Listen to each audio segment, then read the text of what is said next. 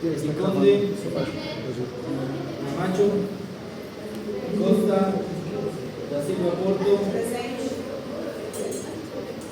Da Silva Tello, Duarte, Hurtado, González, presente, Guzmán, presente, Juanca, Leite,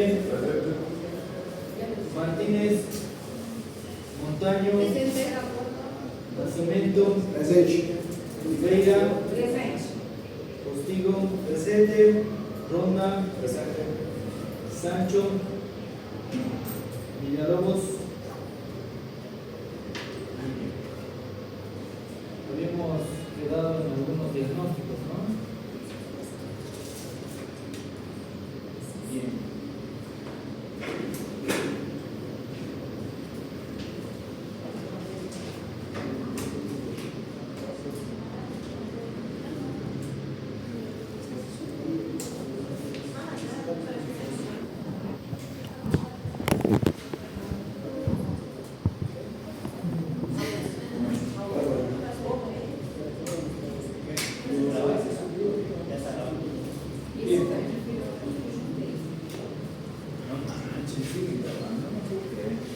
Aniwas, ¿no?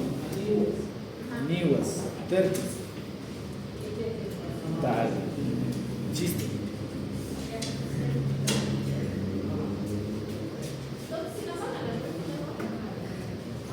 Nos vamos a dormir. Yo me voy a dormir. Estoy demasiado cansado. ¿Chiste o reflexión? Chiste, pero. Dale. No, más bien no chistoso. ¿No puedo meter el mismo del consultorio? Vale. Hazme con El de las. Ah, no, es otro. Bien, vamos a hablar un pequeño resumen de las guías de la ADA 2023 y 2024, lo más importante. Esto es lo que dicen las guías de la ADA, así que vamos a tomar bastante en cuenta porque definitivamente es la mejor referencia en cuanto a diabetes se refiere. Así que, bien, ¿qué nos dicen las guías de la ADA? Nos dice una clasificación en relación a los tipos de diabetes que conocemos. La tipo 1 nos menciona que es la que se da por destrucción total de las células beta por varios factores, pero principalmente hay una deficiencia absoluta de insulina. La tipo 2 hay una disminución progresiva de la secreción de insulina que se asocia a resistencia a la insulina. La tipo 3, que en las guías de la ADA nos menciona como otras causas específicas de diabetes, que hay un sinfín de posibilidades, como por ejemplo medicamentos, enfermedades pancreáticas, otras sustancias, fibrosis quística, entre otras alteraciones, así que es importante recordar que la única diabetes no es la tipo 2. Y finalmente la tipo 4, o también llamada gestacional, que está en relación sobre todo al tiempo de presentación a esta edad, en este periodo gestacional que los pacientes van a tener. Así que hay que tomar muy en cuenta estos pequeños datos a la hora de valorar la diabetes. Entonces, como habíamos dicho, la regla general que debemos tener, la regla general es determinar o clasificar adecuadamente nuestra diabetes. Entonces, la diabetes está en relación a múltiples problemas de obesidad, de riesgo cardiovascular, de hipertensión, de hiperlipidemia, y prácticamente la diabetes la van a tener hasta en la sopa. Así que hay que tomar muy en cuenta todos estos pequeños detalles a la hora de ver esta enfermedad. Otra cosa que nos hace referencia las guías de la ADA son los criterios diagnósticos de la diabetes, ¿sí? Nosotros, en base a estos criterios, vamos a definir con certeza si es diabetes o no, ¿sí? Lo primero, hemoglobina glicada igual o mayor a 6.5, En Latinoamérica, según la ALAT, no se la toma en cuenta por muchos motivos. La glucemia en ayunas mayor a 126, ¿sí? O igual a 126. La prueba de tolerancia oral a la glucosa mayor a 200, pero que deba medirse a la segunda hora. Y finalmente una prueba de la glucemia aleatoriamente, al azar, mayor a 200 miligramos y generalmente con pacientes con síntomas. Y además que puedan tener o no una crisis hiperglucémica. En relación a prueba de tolerancia oral, en la primera hora no sería abajo de 180 a 150. No. Lo que estamos hablando son criterios diagnósticos que te confirman la diabetes. Porque si tú me hablas si ustedes me hablan de valores inferiores, eso es para confirmar de que no tengo diabetes. Estos criterios son diagnósticos de diabetes. Si se cumplen estos criterios, por ejemplo, a la segunda hora, según la prueba de tolerancia a la glucosa mayor a 200, estoy confirmando la diabetes. ¿Sí? ¿Uno de ellos confirma o más de uno que no? Mientras más, mejor. Porque nosotros tenemos una paciente que estaba con ayunas 140, 140, 125, 146 durante 4 días. Entonces podríamos avaliar a esa paciente. Sí, definitivamente. Y si tiene síntomas, con mayor razón. La hemoglobina glicada, por ejemplo, si en este momento nos hacemos todos hemoglobina glicada, probablemente la mayoría tenga elevada, pero eso no significa de que seamos diabéticos. ¿Por qué? Porque no es diagnóstica aquí en Latinoamérica. ¿Sí? Pues no, pero ¿usted qué cree que debería ser? Porque la mayoría de los doctores que hemos vivido pasados dicen que arriba de 7 ya es diabetes. Y los doctores que ya han pasado. Los doctores, ¿tienen validez lo que dicen los doctores? ¿Tienen validez lo que digo yo? Que se vengan a chingar a los baños. ¿Qué dicen las guías? No, las guías dicen que no, pero usted como médico no. Yo me paso las guías. ¿Por qué? Ya les he dicho, ya les he mencionado sobre este ejemplo. ¿Sí? Sobre este ejemplo. Sobre este ejemplo. Dime. ¿Y la tolerancia a la glucosa? ¿Qué? ¿Ahí está? Aquí está. Prueba de tolerancia oral a la glucosa. ¿A qué quiero llegar? O sea, nosotros debemos, no porque un hijo de vecina que esté, no deberían, ¿verdad? Me pone incómodo, me estresa. Un docente que está mal del hígado, o un médico que está mal del hígado, les dice algo y ustedes le van a creer. Es que tú debes basarte en lo que dicen las guías, en lo que dicen los libros. No porque tenga una experiencia de unos cuantos pacientes que no tienen ni punto de comparación con las guías, que ya es un estudio gigantesco, para tener valor. Yo no estoy diciendo que no creo, estoy diciendo que ellos piensan que la hemoglobina glucosilada mayor a 7 debería ser. Aquí peor todavía, aquí en Bolivia peor todavía, aquí en Latinoamérica peor todavía. Nuevamente les digo, si nos hacemos hemoglobina glicada, ya tiene Franklin una hemoglobina glicada. No estoy diciendo que tiene diabetes. Pero hay unas experimentos que al azar es de como 5. ¿Sí? No sirve. Y más aquí en Latinoamérica. Si los otros tienes elevados, probablemente sí es diabetes, pero una hemoglobina glicada no te dice nada. Nada. Tiene otras connotaciones importantes de la hemoglobina glicada, que luego lo vamos a mencionar. Pero ¿por qué la hemoglobina glicada aquí en Guatemala nosotros no la consideramos? En Latinoamérica, porque no hay estandarización de los tipos de hemoglobina. Aquí cerca, te mides una hemoglobina en un lado, te puede salir anormal, pero no es la hemoglobina que quisiera, porque hay una hemoglobina específica para nosotros, para los humanos. La A1C, esa es mucho más específica, pero aquí están midiendo otro. Ahora, incluso con las A1C no está estandarizado, por más de que esté certificado de laboratorio. por lo tanto no es fidedigna.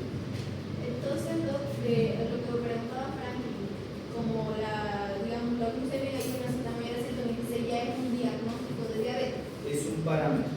Una medida no es diagnóstico. ¿Por qué? Porque hoy me puedo haber comido un chocolate Por eso, ¿no? y la medida puede ser inmediatamente de que me haya comido chocolate.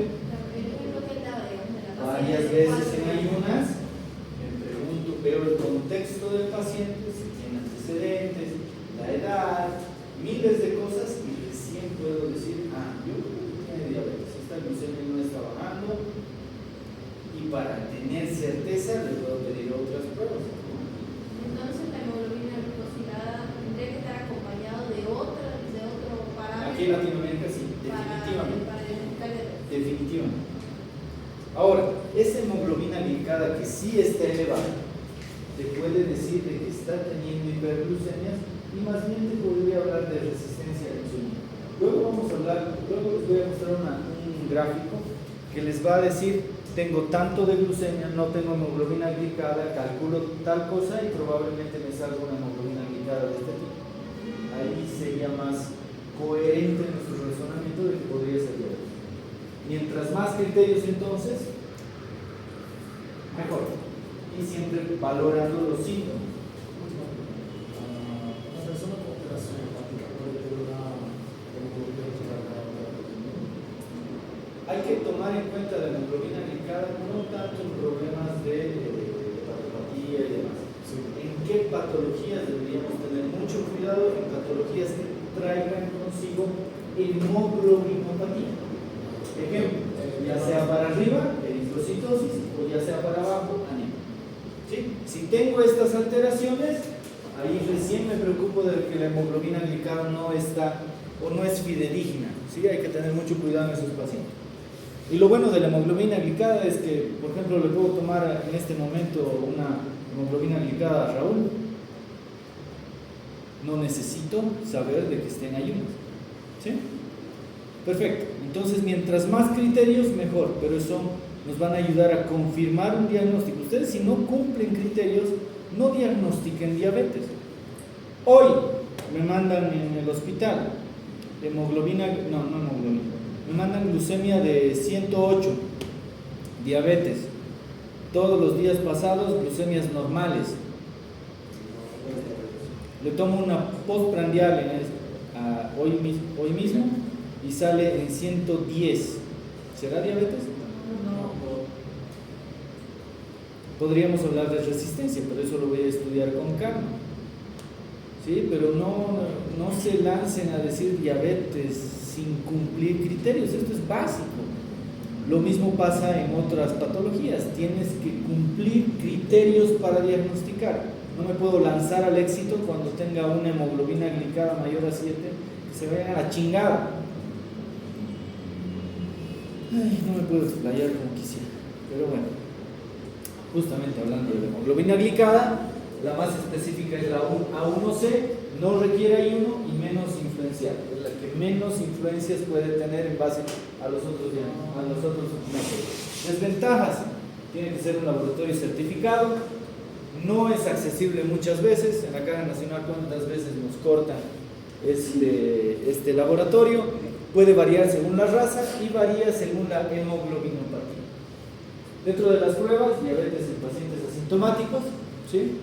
¿En quiénes vamos a hacer tests de diagnóstico de diabetes? En pacientes que tengan un índice de masa corporal mayor a 25, es decir, a partir de sobrepeso, ya deberíamos hacer un screening. Pacientes con sedentarismo o como estudiantes de endocrino, parientes en primer grado. ¿Por qué esta crítica? Cuando llevemos obesidad, les voy a volver a criticar. Siempre los estudiantes me critican de que no critico al inicio de la rotación, por lo tanto ahora lo voy a hacer. Están subiendo por el ascensor todos, o la mayoría. ¿Sí? ¿Estará bien eso? ¿Sí? Hacen cola para subir por el ascensor. ¿Sí? Y pueden provocarse enfermedades metabólicas importantes con pequeños detalles como estos, y son bastante jóvenes, ¿no? Si están así a esta edad, ¿cómo estarán cuando sean mayores? ¿Sí? es importante que nosotros también con pequeños detalles deberíamos transformar, porque ¿cómo le voy a exigir a un paciente que no sea sedentario si yo lo soy? Medio que no da, ¿no? Medio que no da, exacto. O soy obeso y le digo que baje de peso. Medio que no es coherente, ¿no? Así que hay que tener mucho cuidado en ese sentido. Cambiemos nosotros primero. Parientes en primer grado, afroamericanos y latinos, bebés mayores a 9 libras, también debemos pensar en pacientes hipertensos, dislipidémicos, ovario poliquístico, intolerancia a los carbohidratos, acantosis nigricans, que ya marca un dato importante para hablar de resistencia a la insulina, no de diabetes, de resistencia a la insulina, los acrocordones también, que son importantes, y la enfermedad cardiovascular previa, que también podría asociarse a una lesión endotelial. Qué manera de tirar celulares, chico. Entonces este screening que vamos a hacer para buscar prediabetes también se debería buscar en pacientes con sobrepeso.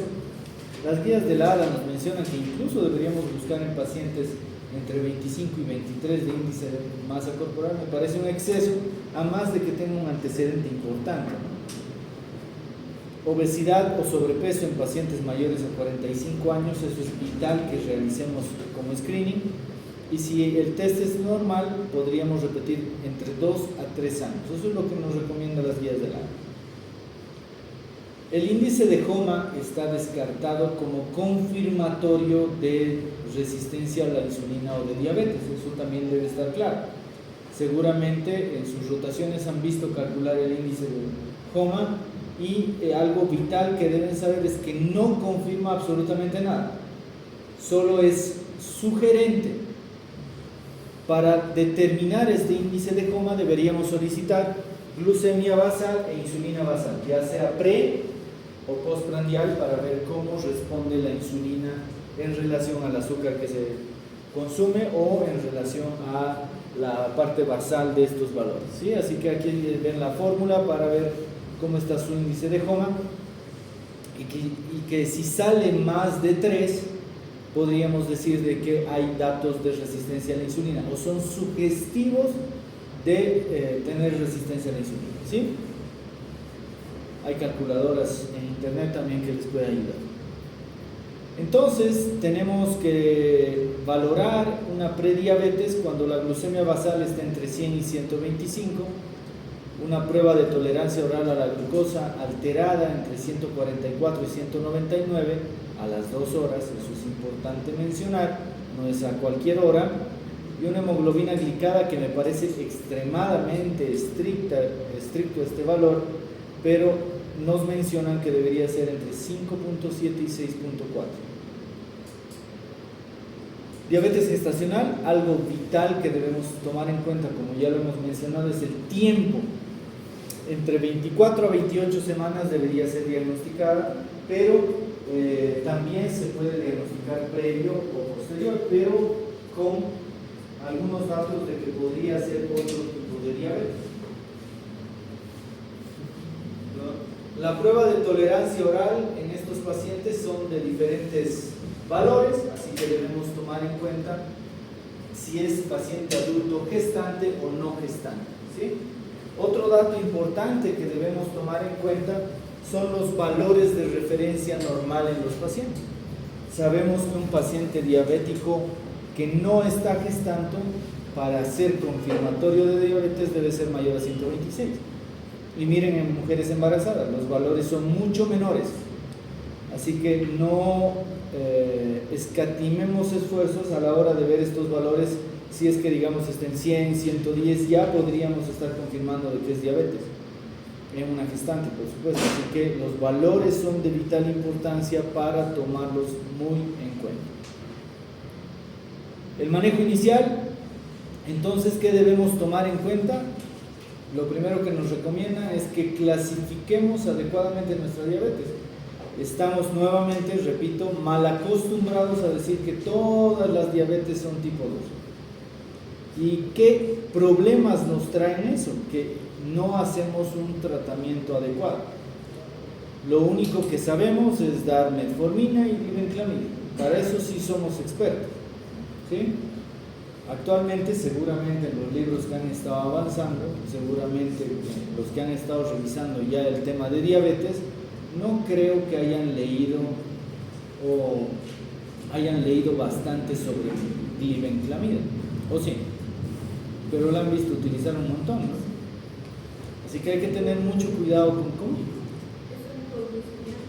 Es un hipoglucemiante de tipo sulfonilurea que actualmente ya no se lo utiliza en países desarrollados, ¿no? ¿Por qué seguimos utilizándolo nosotros? Porque es barato y te baja el azúcar, pero trae consigo un sinfín de alteraciones importantes, así que hay que tener mucho cuidado a la hora de ver los pacientes y por lo tanto deberíamos clasificar adecuadamente los mismos. ¿Sí? Otro punto importante en el manejo inicial que nos recomiendan es detectar complicaciones de la diabetes.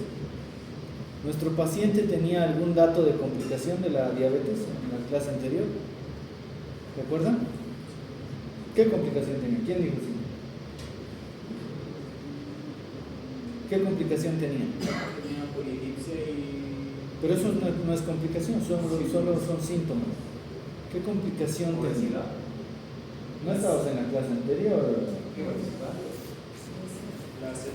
Por si acaso les digo de que 3 clases no asisten y ya chao examen final, ¿no? ¿Qué dice? La obesidad no es complicación, sino puede ser un factor de riesgo o también podría ser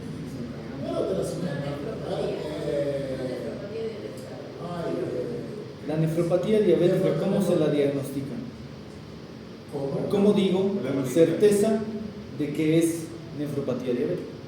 A través de la creatina. ¿Solo proteinuria? Creatina. ¿Solo glucosuria? No. Creatina. El filtrado no me dice nada. No, calma, doctor. De la taja de filtrado molecular, creatina, urea y... albumina, ¿no? A eso quería llegar. Y examen de orina de microalbuminores de 24 horas. Puede ser con muestra simple y ya me detecta microalbuminuria. Sí. No se crean de que las 24 horas es mandatoria. Ya se lista en Una muestra simple y ya está. Pero no son criterios de nefropatía diabética todo lo que me han mencionado. Un criterio es un antecedente, obviamente, de que el paciente sea diabético de larga data. 5 años. Ya va mejorando, 5 años por lo menos. Podría ser antes incluso, pero 5 años es un excelente parámetro. Entonces estamos hablando de tiempo.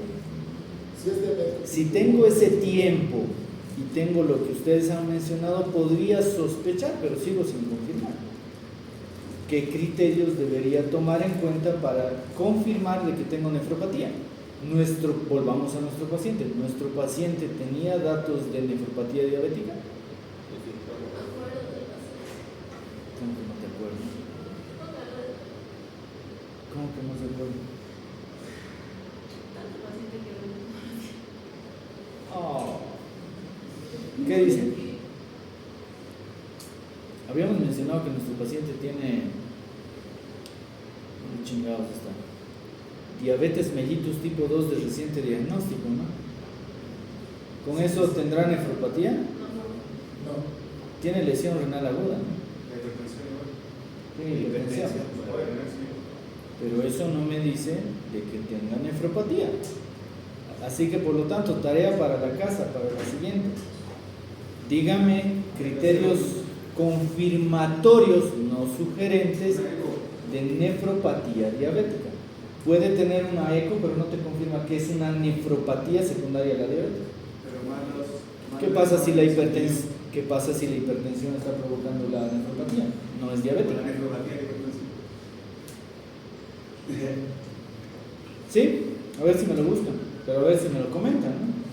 Porque tantas tareas ya surgieron que no me las comentan. ¿Sí? Doctor, el primer criterio de que una persona puede tener nefropatía diabética es aumento de la taja de filtrado glomerular Puede llegar de 180 hasta 200. Puedes tener nefropatía diabética con tasa de filtrado glomerular normal. Más de primero sí, es la disminución de la vena eferente por culpa del anticoagulante muscular como más por Nuevamente te repito, puedes tener nefropatía diabética con tasa de filtrado glomerular normal. Por lo tanto, solo es sugerente, no confirmatorio. ¿Sí? Bien. Una pregunta. ¿Se podrá ver, como dijo el compañero, una arteriografía de la arteria renal? A ver si está la placa arteriológica. Un paciente que probablemente vaya a tener una patología nefrológica, ¿le agregarías contraste para justificar ese examen? Claro que no. ¿Y dañar más los riñones? Sí, porque otro es... Hay otros métodos más simples que se van a sorprender y les digo ya, está en relación al tiempo. El tiempo con algo que ustedes han mencionado, muy aparte de los 5 años que nos ha dicho la compañera aquí que me anda molestando a cada rato con sus preguntas, es nefropatía diabética. ¿Sí? Siempre me olvido tu nombre. ¿Cuál es tu nombre? ¿Cuál es tu nombre, Brenda? Aveniana. ¿Aveniana? ¿La Aveniana? ¿Cuál es tu nombre, Raúl? Me está molestando, Brenda. Raúl, te aplazo si no quieres. Entonces, ¿dónde estamos? Detectar complicaciones de la diabetes, revisar tratamientos previos y factores de riesgo, ¿sí? Debo preguntarme todos estos datos importantes, formular el plan de tratamiento, pero de forma específica y valorar al paciente, no tratar a todos los diabéticos tipo 1 de la misma forma, a todos los diabéticos tipo 2 de la misma forma y demás. Y finalmente, continuar con los cuidados, que eso es vital, ¿sí? No puedo dejarlo a libre albedrío. Otra cosa importante, asociar con otras especialidades. Nuevamente, no nos deberíamos creer todólogos y creernos oftalmólogos, creernos nutricionistas y demás.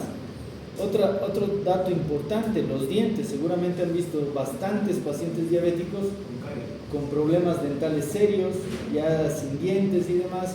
¿Y cómo podemos exigirle que haga una dieta saludable si ni siquiera dientes tiene? Otro dato importante, la salud mental. Es lo mismo que utilizar celular, ¿no? Una persona que utiliza celular y está manejando es sinónimo de que está manejando ebrio. ¿Sí? Es lo mismo que el diagnóstico de cáncer. ¿Sí? Decirle a un paciente que tiene diabetes es sinónimo de decirle usted tiene cáncer. Así que tomemos esos pequeños detalles importantes y manejemos de forma multidisciplinaria estos pacientes. Eso es lo que nos recomienda las guías del área. Entonces, no creo que ustedes quieran estar ciegos o que sus pacientes, estén ciegos. El infarto, a veces tenemos accidentes cerebrovasculares y no le damos la importancia necesaria, ¿no? Escuchamos que el paciente tiene ACV y nos volvemos, tenemos infarto de miocardio y nos volvemos locos, que hay que actuar rápido, que tenemos que mandarle a cateterismo, bla, bla, bla, bla, bla. Tenemos pacientes con stroke, nos vale madres. No, se va a morir de neumonía. La mayoría somos así, los dejamos ahí. Los intensivistas, seguramente ustedes van a estar muy asociados a varios intensivistas. Hay muy buenos, pero hay otros pésimos que dicen, no es recuperable, y lo mandan a salas comunes y no se hace absolutamente nada, solo darle su heparinita y ojalá Dios quiera que responda el paciente a través del tiempo. Y cerebro afectado tarda un montón de tiempo en recuperar, así que debemos también tomar eso en cuenta. Y lo malo es que me están grabando esas cosas, ¿no? Pero bueno, ojalá algún día entiendan de que no deberían grabar, pero bueno. Alteraciones renales, problemas dentales que ya lo hemos mencionado, amputaciones, el síndrome de la mortadela, ¿no? Ir cortando de a poquito, no creo que sea muy agradable. A ver, siéntanse sin un miembro ustedes, no creo que sea para nada agradable y no es fácil también para el paciente recibir estas noticias de que necesita amputación en algún miembro, de problemas serios de complicaciones en el embarazo, neuropatía diabética, problemas de disfunción sexual, incluso le tenemos miedo a la insulina, ¿no? ¿Alguien es de Colombia aquí? ¿No? En Colombia hay una escuela que hace de que los médicos se pinchen y demuestren al paciente de que no hay ningún problema con los inyectables, así que alguna vez creo que debería ser oportuno utilizar esos métodos, ¿no? Porque seguramente ya han visto en la práctica de que le tienen pavor a la insulina, hablan mal de la insulina, peor que a políticos lo tratan, ¿no? A los políticos sí tenemos chance de echarles tierra, pero a la insulina no, es prácticamente algo diario que nosotros necesitamos. Entonces, ¿qué debemos hacer? ¿Qué nos recomienda? ¿Qué cuidados debemos tener? Educar a los pacientes sobre toda esta coyuntura de la diabetes. Dar una buena nutrición dependiendo del tipo de paciente, claro. Indicar actividad física adecuada, ¿no? No decir haga actividad física y me vale madres qué tipo de actividad. El paciente tiene insuficiencia cardíaca y le estoy pidiendo de que haga trotes, ¿sí? Y que no es coherente, ¿no? Así que hay que tener mucho cuidado en relación a todo esto. Dejar el cigarrillo, tabaco y nicotina. Los cuidados psicosociales, como previamente lo habíamos mencionado, es vital a la hora de ver estos pacientes, así que no descuidemos esa parte. Cuando ustedes diagnostiquen una diabetes, tómense el tiempo necesario, aunque sea 1 hora, 2 horas hablando con el paciente, pero quítenle la mayor parte de las dudas. El problema es que, tiene diabetes, tómese metformina y levonclamida y nos vemos en 2 meses. Tiene que hacer dieta y tiene que hacer actividad física. Y me vale madres si sabe qué es actividad física, qué es dieta. La dieta generalmente las personas comunes creen que es algo temporal y demás. Y luego, de aquí a unos años, viene con las complicaciones que vemos aquí y nos complicamos nosotros mismos, ¿no? Así que tómense el tiempo necesario para explicar a los pacientes todos los datos y si no tienen capacidad de hacerlo, manden al especialista para que sí lo haga, pero tómense el tiempo necesario para hablar con sus pacientes y quitarle la mayor parte de las dudas que tienen. Pérdida de peso, ¿sí? Que es vital. Limitar el consumo de alcohol también, que nos puede llevar a riesgos importantes como una complicación aguda típica que es la hipoglucemia. Pero, una pregunta, ¿cómo el alcohol tiene hipoglucemia? Porque el alcohol igual tiene 4 calorías. Sí, a nivel hepático bloquea la salida y la transformación de glucosa y poder utilizar de forma rápida esa energía. Bloquea la conversión del glucosa en glucosa en el Sí. sí. Por lo tanto, hay que tener mucho cuidado. El riesgo de pacientes hepatópatas con diabetes puede llevarnos a serios problemas hipoglucémicos, así que hay que tener mucho cuidado con eso. Entonces, las guías de la ADA nos dicen que hay varias asociaciones, varios factores de riesgo, como el estrés, la edad, la obesidad, el sedentarismo, la dieta, la familia, los antecedentes hereditarios también son de vital importancia. Y yo les pongo este ejemplo, creo que ya lo hice, pero valga la oportunidad para volverlo a hacer. Imagínense de que aquí su compañera Nicole tiene un papá diabético tipo 2 y aquí Raúl tiene papá diabético tipo 1. Raúl o Nicole tienen mayor posibilidad de tener diabetes. ¿Quién creen que tiene mayor posibilidad? ¿Y por qué? Claro. Raúl, por la genética directamente. Sí, porque todavía Pero si Nicole no se pudiera comer bien, igual nada. Definitivamente no. La posibilidad mayor es que Nicole, por tener un papá diabético tipo 2, es de 40%. Y si tiene los dos papás diabéticos, tiene un 70% de tener diabetes. Aparte de que la diabetes más frecuente es la tipo 2. ¿Sí? Así que deben ver el componente hereditario, que es mucho más potente en el diabético tipo 2.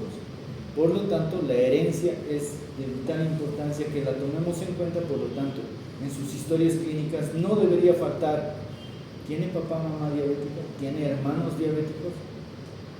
Es un gran detalle a tomar en cuenta. Actividad física. ¿Qué tipo de actividad física?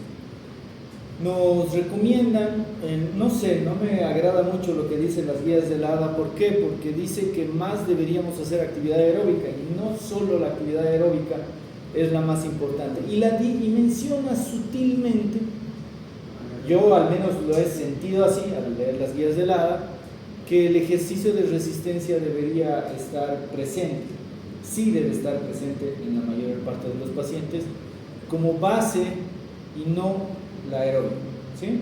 La aeróbica sin cuidados de dieta, sin otros cuidados, no mejora el peso y demás, y por lo tanto el ejercicio de resistencia, es decir, hacer doler el músculo, ese sí me va a traer mayores beneficios que la aeróbica solamente. Así que eso es otro dato, otro detalle importante. Eso también nos explica de que la gente que va a bailar a los gimnasios no mejora su peso, o no mejora grandemente, ¿sí?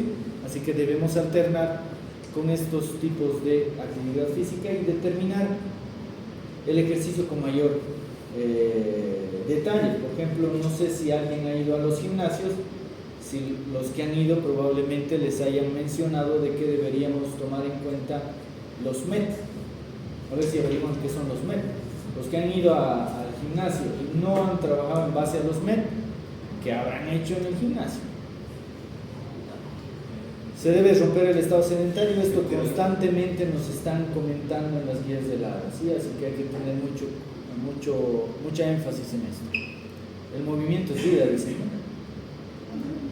¿Cómo hacemos el monitoreo glucémico? Hay dos extremos, ¿no? El extremo de que el paciente le vale madre si no se mide nunca, o el otro extremo que se anda pinchando mañana, tarde y noche, incluso más, y no hay dedos que aguanten ni bolsillo que aguanten, porque cuesta caro.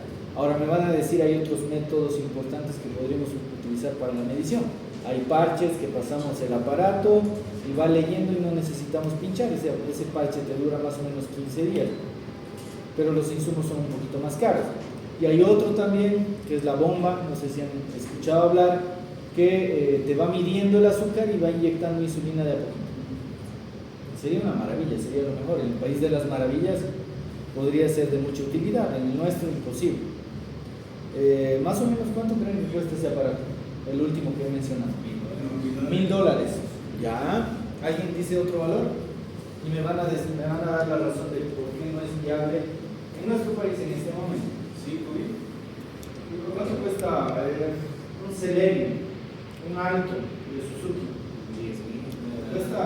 Cuesta más o menos unos $12,000 a $13,000 el aparato, igual que un auto de ese tipo. Perfecto, tengo el dinero. ¡Pum! Pero los insumos que se dan cada mes más o menos cuesta $500 cada mes. ¿Se imaginan qué significa eso? En países europeos, sobre todo, lo que se hace es alquilar, o decir, es paciente diabético tipo 1, yo te doy el aparato, te chingas y me devuelves el aparato. O no haces un buen uso del aparato, me lo devuelves. ¿Sí? Pero esa realidad es otra aquí, ¿no? Así que no creo que sea sustentable pedirle eso a los pacientes comunes, ¿no? Los diabéticos tipo 1 sí deberían tener este aparato, que sería ideal. Entonces, el monitoreo glucémico se debería dar cuando estamos siendo estrictos y monitorizando adecuadamente. Hago la maldad de apagar la grabación. No está aquí el Frank. Hora de dormir. ¿Sí? Antes del ejercicio. ¿Qué? ¿Quieres que apague? Raúl quiere que apague. ¿Quiénes votan por que apague? Oye, ¿qué? Pero debería estar aquí.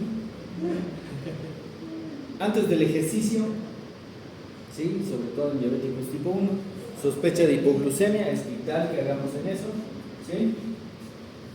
Ale, está sentado, güey. Está sentado.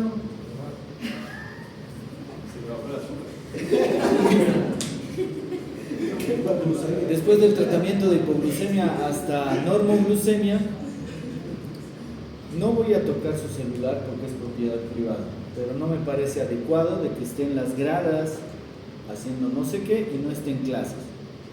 Repito, no está en clases y es una vergüenza. Antes de tareas críticas y tomar ocasionalmente postprandial y anémicos. Podríamos solicitar varias pruebas, pero con 1 a 2 semanas de monitoreo estricto ya deberíamos tener un panorama mejor y amplio. Seguimos. Otro dato importante que debemos tomar en cuenta son la terminología a la hora de ver los pacientes. ¿Qué significa eso? A veces los ginecólogos, los cirujanos, los traumatólogos y demás nos solicitan valoraciones por diabetes descompensada. Ya han debido escuchar eso. Tienen una hiperglucemia de 400 y dice diabetes descompensada. ¿Qué pasa si me comí un chocolate? ¿Será descompensación? Chinga su madre. Chinga su madre. No es descompensada. Deberíamos quitarnos ese chip de descompensación. ¿Qué significa descompensación? Que tenga una complicación de la diabetes. Ahí sí está descompensada. Una complicación aguda de la diabetes. Ahí sí hay descompensación. Porque miren, puede estar en 200 a las 2 horas post comida y miren qué término deberíamos utilizar. Aceptable. ¿Será descompensada? Así que comencemos a hablar con palabras adecuadas estos grados de glucemia para no cometer errores.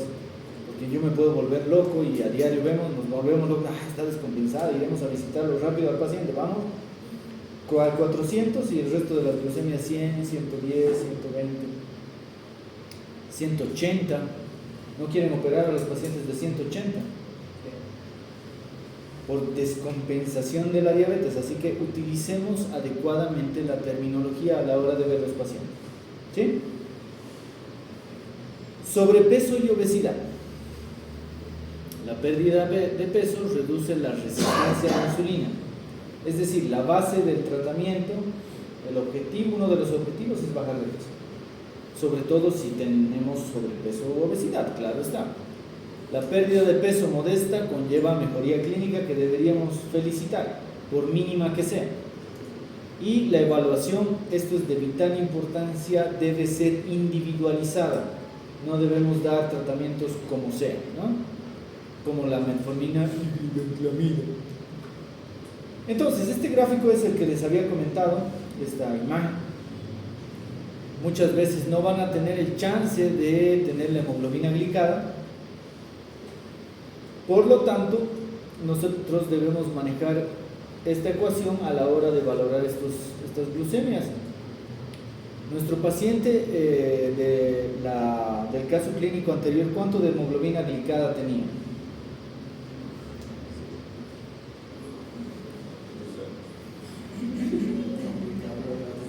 Ya puedes participar, Sebas, porque parece que nadie estuvo en la clase anterior. 7. No. 8. Estaba en 11.8, ¿sí? Por lo tanto, sus azúcares estaban entre 269 y 298. Puede estar descompensado. Si la hemoglobina glicada y tengo clínica, podría decir que tiene descompensación, pero hay que ver otros datos importantes para definir si está complicado o no. Y de la clínica, para que sea descompensada, ¿cuántos criterios debería cumplir? ¿Cómo? Uno suficiente, o sea. ¿Cómo qué signo o síntoma? Los mareos. Si tengo mareos, ¿qué pasa si es una hipoglucemia? ¿O qué pasa si mi hiperglucemia está elevada? Y tal vez tengo una polidipsia y poliuria sutil, pero que no la pregunto adecuadamente. Así que esos ya son datos de que su diabetes está mal.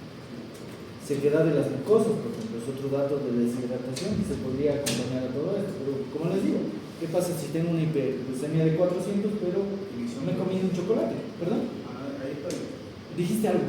Visión borrosa. Visión borrosa. La visión borrosa puede darse tanto en hiper como en hipoglucemia. Coma puede haber en hiper como en hipoglucemia. Ahí sí hay descompensación. Ahí sí hay complicaciones. Así que utilicen bien los términos. ¿Dónde está? Aquí. Hemoglobina glicada entonces, menos de 7, ¿sí? Pero ¿qué pasa si mi paciente tiene 7.5 de hemoglobina glicada y tiene, no sé, 90 años? ¿Qué hacen ustedes? ¿Por qué? Me parece adecuada tu respuesta. ¿Por qué? Porque quizá el abuelito en un momento comió de más, o Yo tiene creo que las preocupación de color medicaciones- rojo, entonces queda más el abuelito. Yo creo que las medicaciones pueden tener efectos colaterales mucho peores en el paciente. Si de esta manera así, podría mantener y queda acompañando los resultados del paciente. ¿Valdrá la pena a un abuelito de 90 años mantenerle una hemoglobina glicada entre 6 y 6.5? Más bien eso puede ser deleterio para él, le puede provocar hipoglucemias y demás. Así que debemos ver al paciente y ser un poquito más lábiles en los controles. Por lo tanto, nuevamente repito, individualizar la evaluación. Aparte de que los adultos mayores hay mayor anemia. Pueden estar asociados a anemia y ese valor de la hemoglobina no ser fidedigno.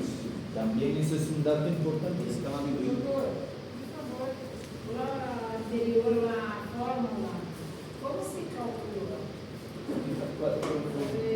¿La de la hemoglobina o la del coma? Ahí, Não, atrás. não. Esta aí.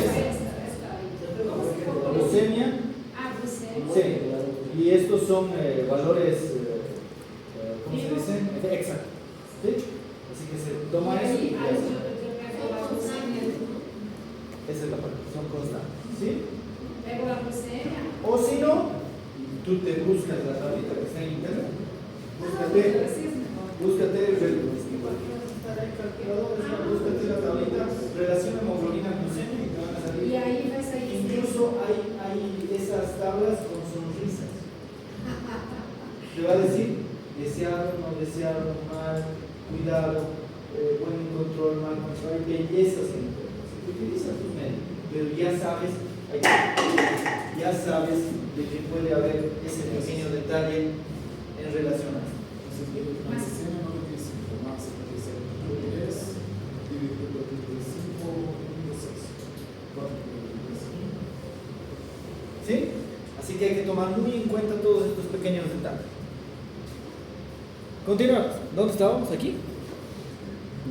Entonces, Ese es fidedigno, entonces. te puede ayudar a determinar un estimado de la hemoglobina glicada. Ahora, ¿cómo vas a confirmar con mayor certeza? Esa glucemia constantemente está con los mismos valores. Y ahí ya vas a decir, no, sí, tienes razón, esta hemoglobina está bien. En no gestantes, tener una hemoglobina menos de 7, con los valores de glucemias que vemos aquí. Y gestantes, no se olviden que los valores son mucho menores, como hemos mencionado. No tengan mucho cuidado. Es lo mismo que la preeclampsia, ¿no? ¿Cómo se diagnostica la preeclampsia? Hipertensión. Proteinuria, pero hablando netamente de la presión. ¿Y qué pasa si yo tenía... Ya, a ver, esto quiero que lo analicen y quisiera una respuesta a la siguiente clase. ¿Qué pasa? Y si lo dicen ahora sería perfecto, pero bueno. ¿Qué pasa si yo tengo una presión común de 80-40, 80-50 y ahora mi presión está 120-70 y ya estoy en bomba? Sí, por ejemplo.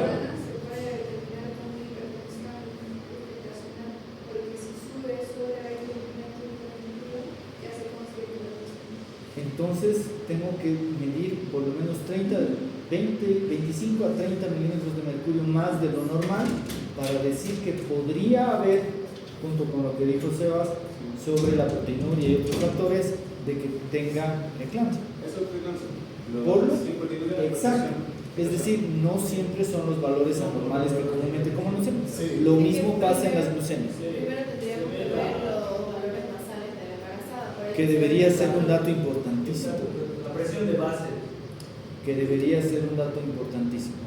Y esto me lleva, preeclampsia va a tener, ni bien se entere de que tiene el bichito adentro, no. Después de la Así que ahí ya tengo una presión basal.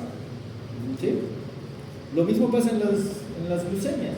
Creemos de que puede ser normal, pero no lo es. ¿Sí? Así que vigilen estos valores glucémicos en las pacientes que están. Y en el caso de una paciente que no vaya, digamos, al hospital con frecuencia, entonces no sabe cuál es su valor normal de la presión y en estado de embarazo tiene ese valor, ¿cómo podemos descartar? La vigilan. Van a ver otros detalles importantes Ahí que ya van a ser parte de la, ¿cómo se llaman? Las consultas prenatales. Dime. Es que estaba inspirado para responder. ¿Cuál es el nombre de su compañera? No. Raúl, estás liquidado si no me dices. Debe ser tacaña, por eso no me acuerdo. Nicole. Yo. No necesito rotas conmigo. Te liquido yo. No te olvides que rotas conmigo. Yo te ayudo siempre, Nicole. Han pasado 4 años conmigo. Ya no, a lo que iba. En eso, justamente el otro día en ginecología vimos una paciente que su presión era 120/80. Normal. O sea, normal entre comillas. Pero su basal era 80/60.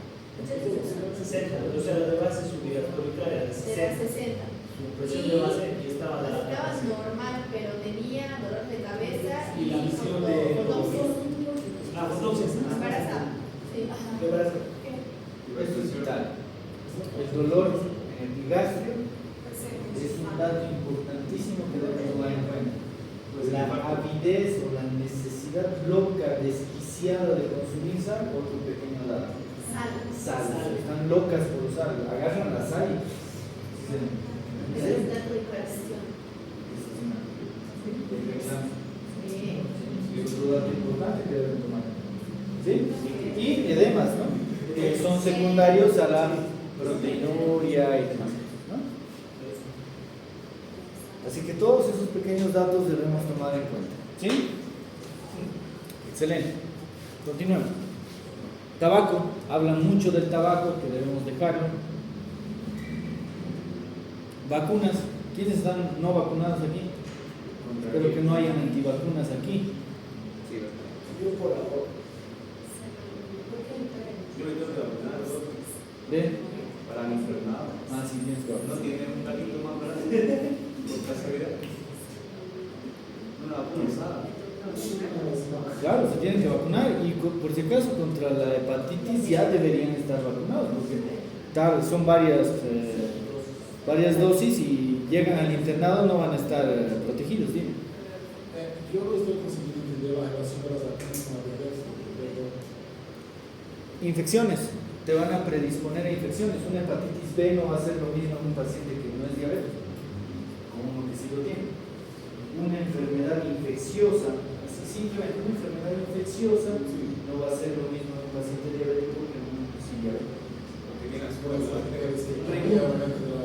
Olvídate de los códigos. Pregunta.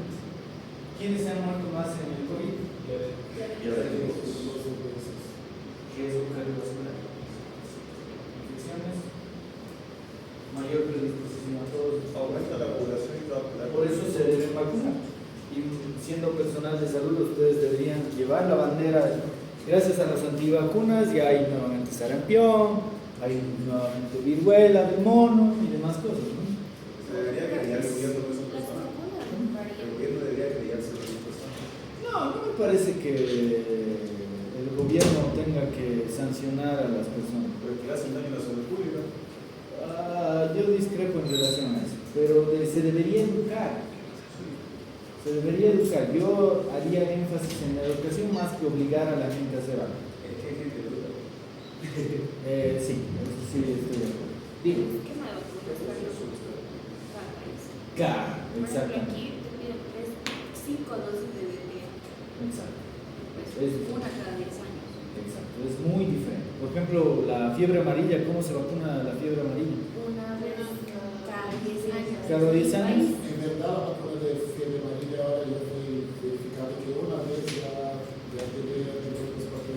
Exacto. Pero hay algunos gobiernos que siguen exigiendo cada Aquí 10 en años. Bolivia, por ejemplo, sí. Exactamente. Así que hay que acostumbrarse también a eso, ¿no? Tú vas a ser internado aquí, seguramente. Por lo tanto, tienes que vacunarte con las cosas que tenemos aquí. Así que, influenza. ¿Quiénes tienen influenza aquí? ¿La vacuna o la Vacuna. Te dijo influenza, no dijo Dime su vacuna. nombre. Solo que la influencia es normal. Lo voy a pasar. El lunes. Inés. El lunes. Inés. Yo también tengo. No. ¿Tú tienes influenza? No, quer dizer, não sei. Cada año deberíamos vacunar. ¿no? ¿Y qué es cierto de que o sea, te le vacunan contra la influenza? Porque muchas personas no se vacunan por eso. Le da la influenza. Porque hay muchísimas y todavía tengo discrepancias. Porque Y hay hablan otras mucho del que pollo y yo digo que es ignorancia. Es lo mismo con la vacuna del COVID.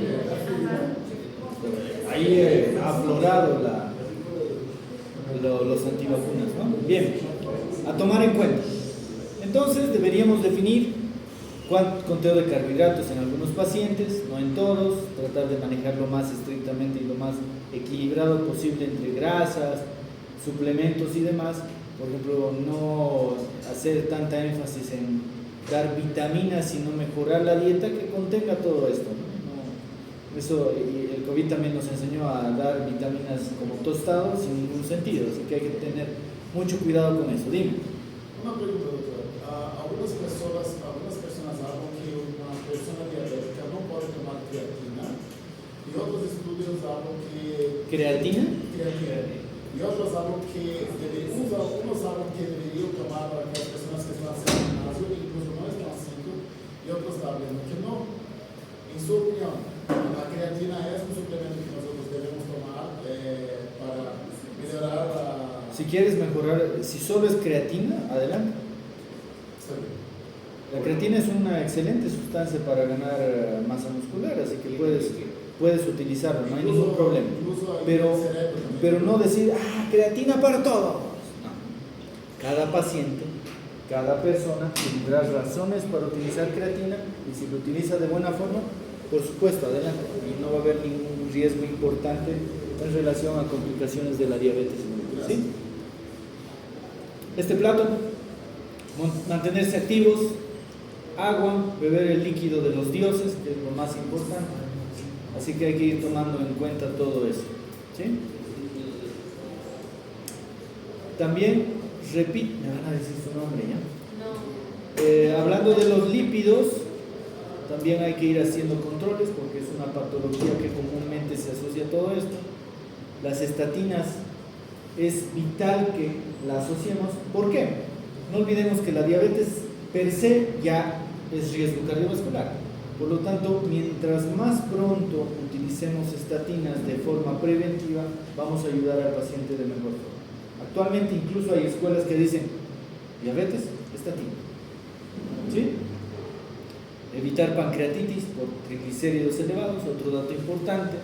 Combinación de estatinas o fibratos, esto es muy controversial, sobre todo por algunos médicos. ¿Por qué? Porque dicen de que podría provocar la asociación puede provocar alteraciones de los músculos por rhabdomiolisis, pero si revisan el porcentaje de cada uno de ellos es mínimo, así que hay que ver riesgo-beneficio, ¿no?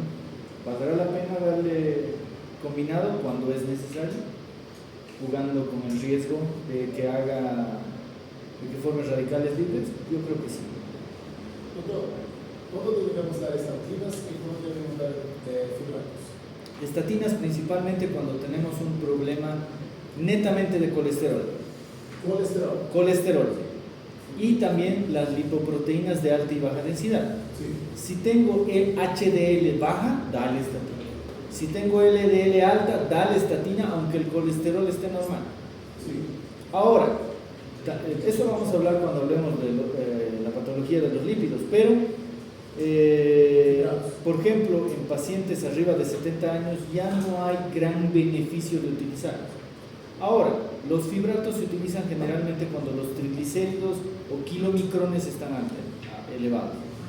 Ahora, las estatinas, en mi clase de dislipidemia les voy a mostrar un gráfico muy bonito donde muestra, digamos, estatinas tienen efecto en tal porcentaje a colesterol y tienen mínimo porcentaje a triglicéridos. En cambio, los fibratos no tienen actividad contra el colesterol. Algunos tienen actividad con las HDL, el omega 3 tiene solo actividad con los triglicéridos, no tiene con el colesterol y tienes que ir jugando con todo. Omega 3 también ayuda. De maravilla, para los triglicéridos sobre todo es uno de los mejores medicamentos. Pero a dosis recomendadas, no a cualquier dosis.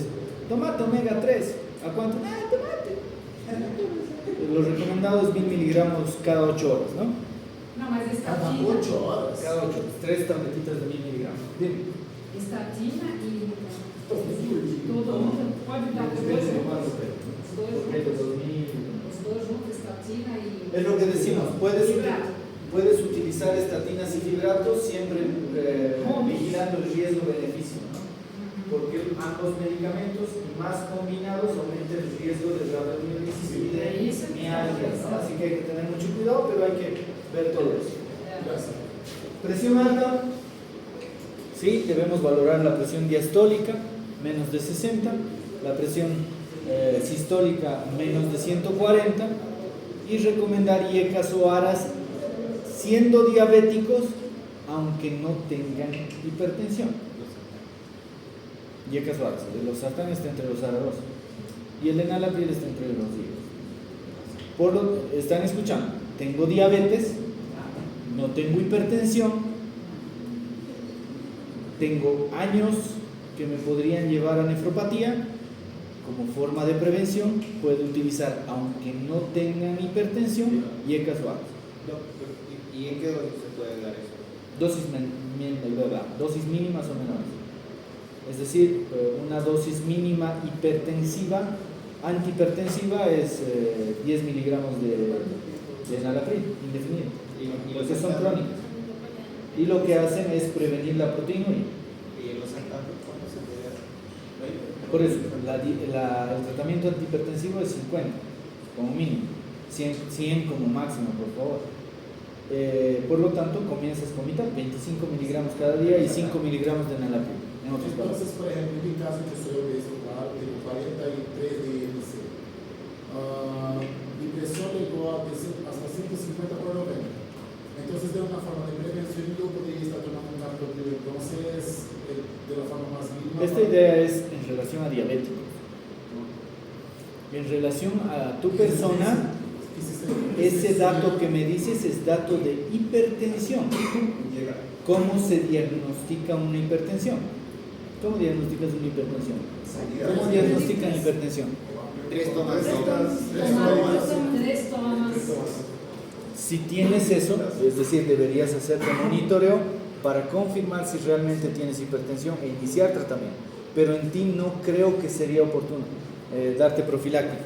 Estos pacientes, repito, son pacientes diabéticos que no tienen hipertensión.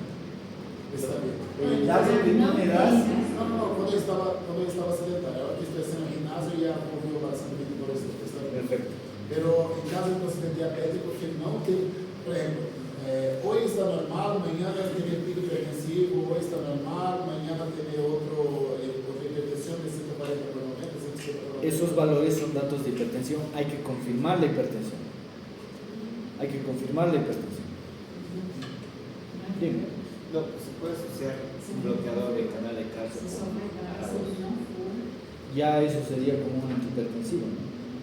Porque, o sea, ahí ustedes dicen que solo funcionan los IECAS y los ARAS, pero Es que esta medida, esta utilización de IECAS, ahora, un bloqueante de canales de calcio no te va a prevenir una proteinuria.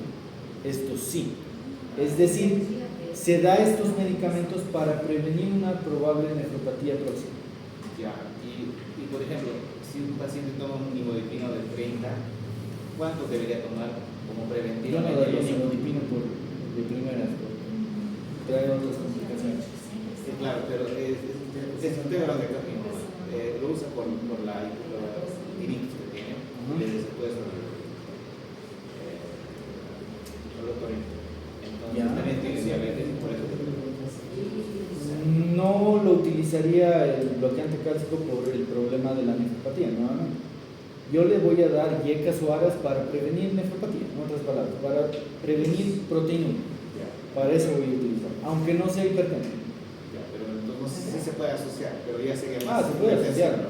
Se puede asociar. Pero ya sería más. Por ejemplo, si tengo hipertensión, puedo utilizar un beta bloqueante o puedo utilizar un yeca, un ara, pero nunca juntos por si acaso, y también un bloqueante cálcico. Aspirineta, previniendo también otras patologías como síndrome coronario y demás. La enfermedad coronaria isquémica en un paciente diabético por excelencia, no estamos pasando, ¿no? Por excelencia debemos saber de que es silente, ¿no? Es decir, el paciente diabético no va a venir gritando clínicamente de que le está dando un infarto. Por lo tanto, otro dato importante es que un paciente diabético siempre tenga su electrocardiograma de base para que cuando se haga el control sepamos que no hay alguna alteración.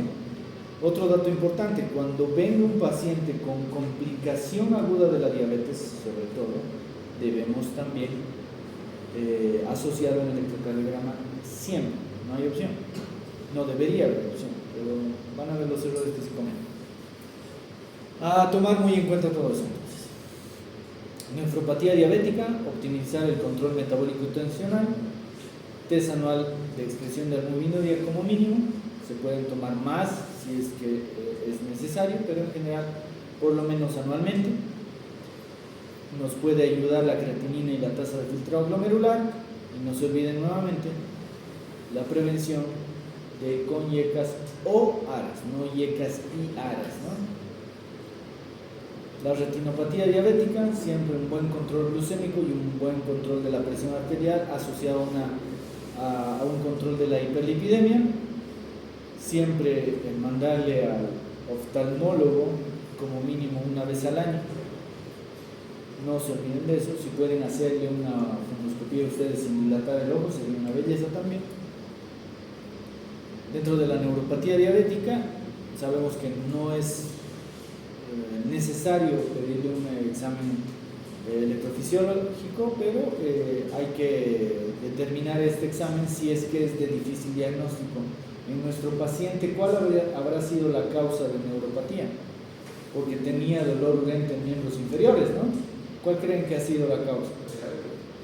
No, porque era de reciente diagnóstico y no es tan frecuente un problema neuropático en el diagnóstico.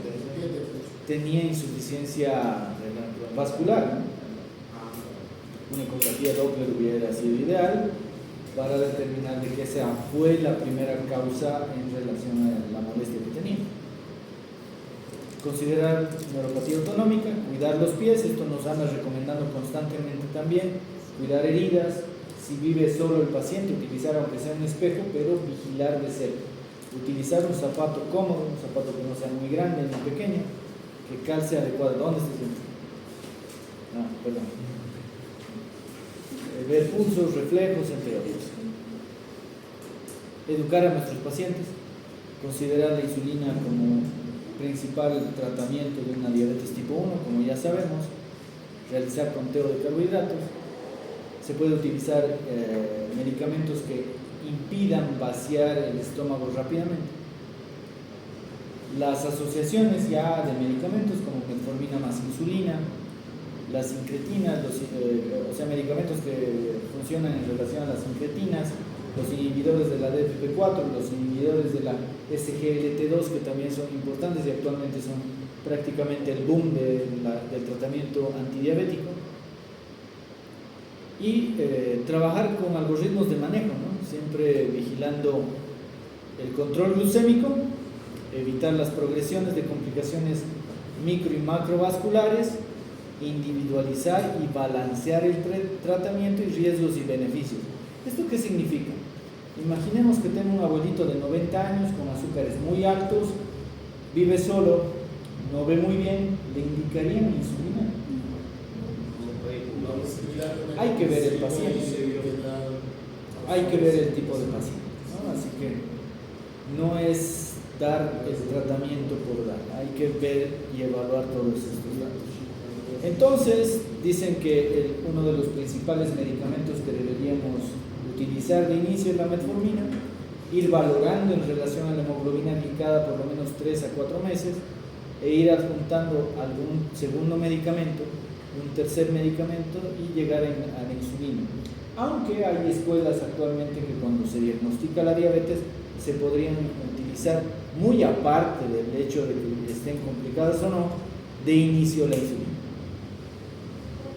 Alguien se pasó, un paciente que tenga problema hepático, sea diabético, ¿le vamos a recomendar la insulina directo? Sí, por supuesto que sí, porque la metformina trabaja en el hígado y estaría esforzando, no estaría trabajando y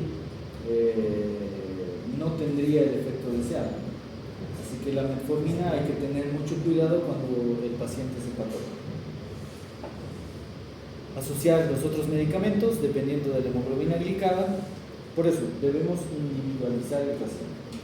La dosis recomendada de insulinas, por ejemplo, 0.1 a 0.2 unidades por kilogramo debería ser el inicio. Es decir, si peso 70, voy a darle más o menos 7 unidades de insulina a 0.1, ¿sí? E ir aumentando de a poco en relación a la necesidad. Hay diferentes formas de manejar esto y algo que debo recomendarles, en esto de la diabetes, no siempre 1 más 1 es 2. ¿Sí? Así que yo puedo calcularle que un paciente diabético necesite 50 unidades de insulina, no le voy a dar las 50 unidades, debo ver al paciente. Las asociaciones, monoterapia, terapia dual, terapia triple, terapia combinada, esto vamos a repetir luego en la clase de diabetes específicamente. Algo importante, ver de utilizar biterapia, casi le hago a su compañera. Mayor a 6 a 9% deberíamos pensar ya en utilizar biterapia. Si le damos metformina solamente, vamos a estar jugando. Va a venir el paciente la siguiente con hiperglucemia. Y si está más de 9.5 con glucemias arriba de 300, pensaré en utilizar insulina de una vez. ¿Sí? Las dosis basales y demás. Si hay hipoglucemia, determinar los síntomas, eso es vital que hagamos. ¿Sí? ¿Cómo estamos ahora? Estamos bien. Determinar la hipoglucemia, si tiene síntomas o no. En algunos países desarrollados tenemos glucagón, en el nuestro no tenemos ni de muestra, por lo tanto administramos glucosa, ¿sí? Puede ser glucosa endovenosa y dependiendo del caso vamos a utilizar glucosa endovenosa u oral, ¿no? Así que es importante tomar eso en cuenta. La cirugía bariátrica como tratamiento efectivo de la diabetes tipo 2 es de vital importancia saber de que podemos curar al paciente diabético todos con esta cirugía.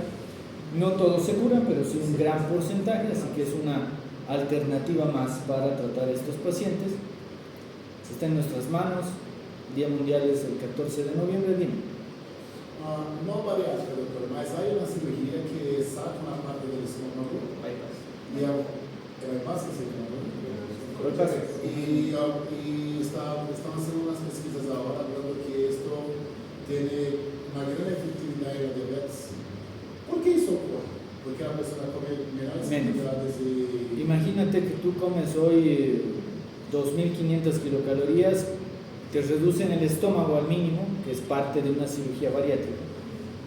El bypass es parte de una, si hay varios tipos de bypass, varios tipos de cirugías. Por ejemplo, el de Maradona era utilizar una manguita, pero era por fuera, ¿no? Se insuflaba, se aumentaba y se agrandaba el estómago cuando quería, en otras palabras.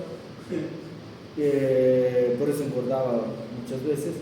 Pero de lo que comías vas a comer 500 kilocalorías al día. Vas a consumir jeringas nada más. Mas eso no puede ser que la persona tenga, por ejemplo, disminución de vitaminas como vitamina B2, ácido fólico. Tienes que prevenir eso, ¿no?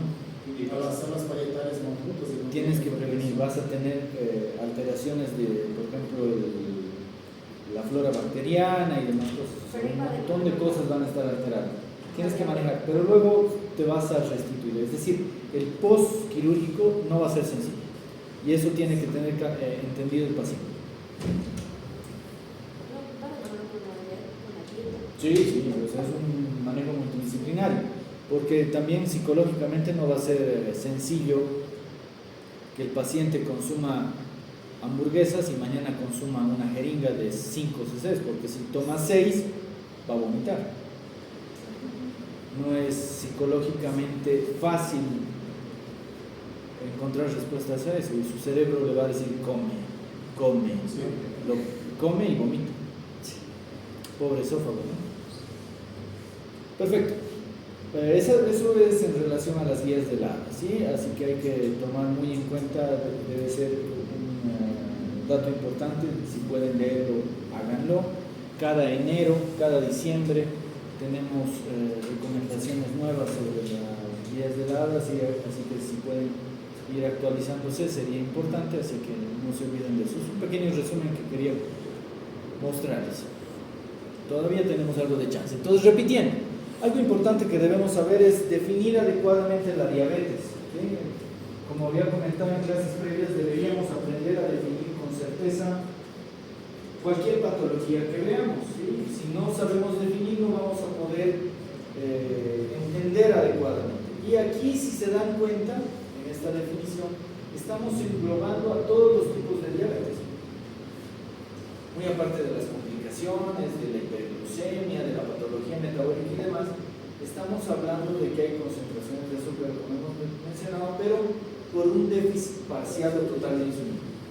¿Sí? Al mencionar eso, estamos diciendo de que todos los tipos de diabetes estamos metiendo a la misma bolsa.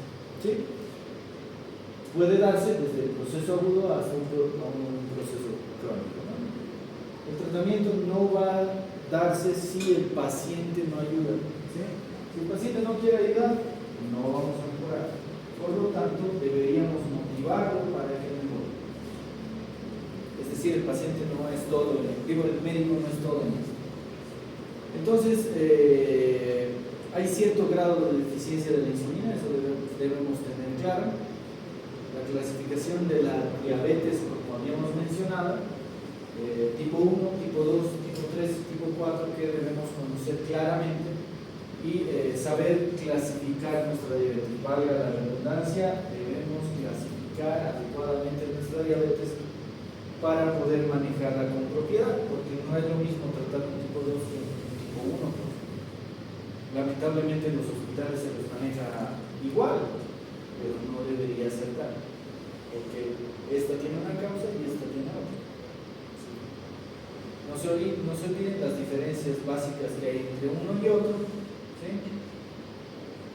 La edad de presentación que generalmente se da, actualmente las tipo 1 se pueden dar en adultos y las tipo 2 se pueden dar en niños, así que no es un absoluto total, pero debemos tomar en cuenta todos estos datos. Esto es lo que quería mostrarles.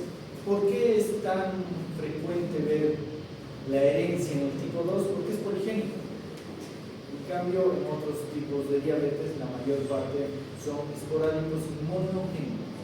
¿Sí?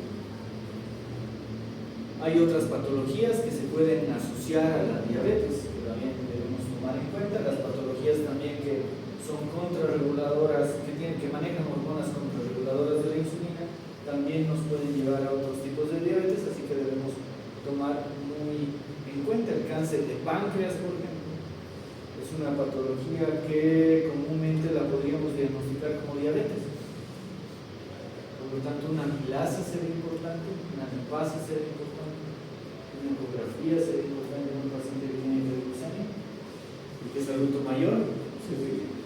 Sí, así que son pequeños detalles que deberían. Diabético, metformina y benflamina, nos vale mandarina y luego el paciente viene con cáncer. Y eso particularmente lo he vivido.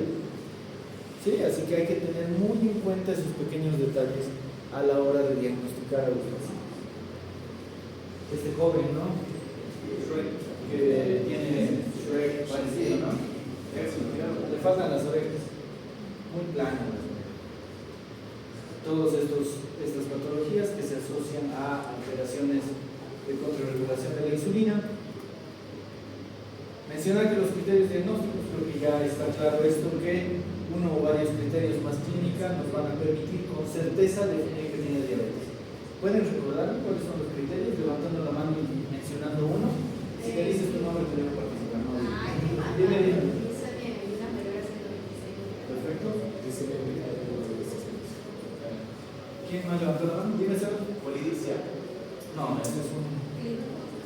La prueba de la tolerancia oral. La prueba de la tolerancia oral mayor a 200 llegar a menor. Te falta Después de los horas.